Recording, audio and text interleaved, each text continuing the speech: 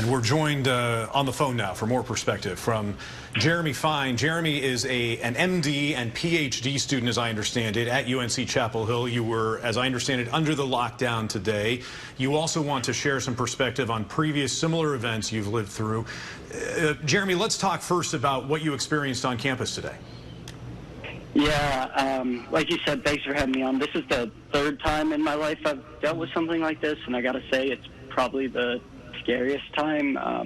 I was on a Zoom meeting, and my professor got a notification, and me and two friends went down to the basement of the health sciences library and barricaded ourselves in a men's bathroom where we sat for 3 hours.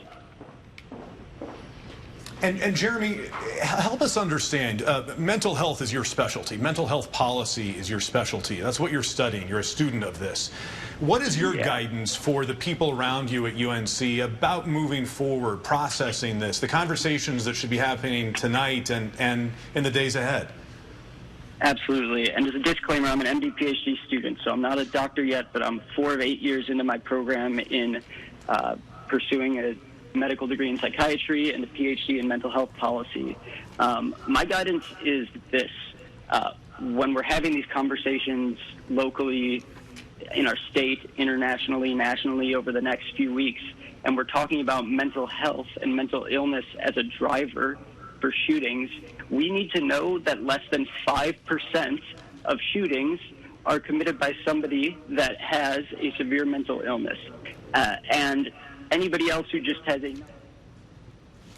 those events are not linked to those mental illnesses, and those happen at the same rate as anybody else in the population. So when we start talking on a national scale about funding mental health resources for people, that's great. You know, everybody in my profession is going to be willing to take your money, but it's not going to solve this problem. We're going to keep having these shootings until we do research into the root causes of mass shootings, and until we open up our discussion to access to guns and policies that can limit that access. Because I got to tell you, you know, I live with mental illness. So many of my friends live with mental illness.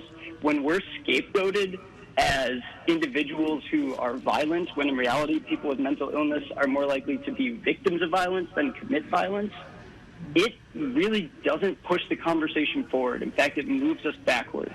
So I think framing a conversation like that in the next weeks, months is going to be vital.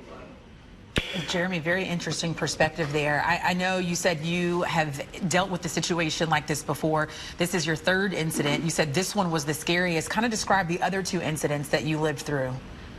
Yeah, the first one happened while I was in freshman year of college at Washington University in St. Louis.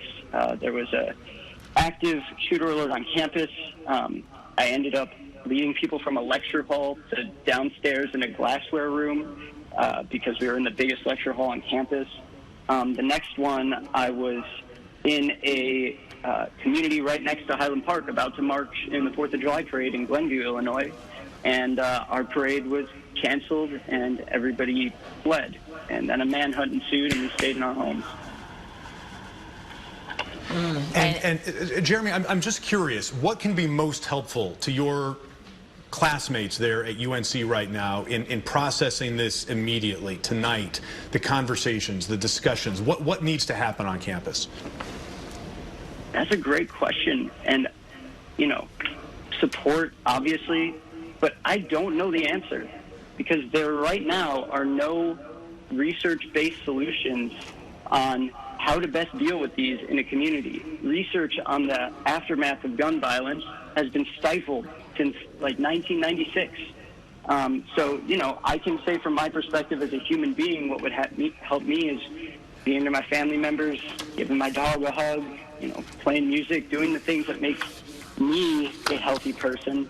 But in terms of specific things and recommendations, I wish I could give them to you, but I can't.